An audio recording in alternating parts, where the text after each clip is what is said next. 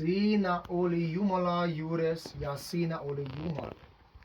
Seisoma oli alguses Jumala juures. Kõik on tekkinud tema läbi ja ilma temata ei ole tekkinud midagi. Mis on tekkinud tema kaudu. Oli elu ja elu oli inimeste valgus. Ja valgus paistab pimeduses ja pimedus ei ole seda omaks võtnud. Oli Jumalalla kiidetud mees nimega Johannes. See pidi tunnistama valgusest ja kõik hakkasid tema kaudu uskuma. Tema ise ei olnud valgus, vaid ta pidi tunnistama valgusest.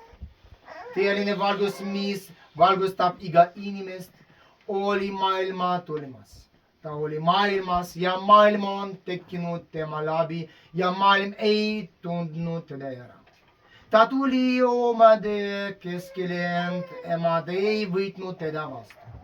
Aga kõigile, kes tema vastu võtsid, andis ta meeldevale saada Jumala lastest.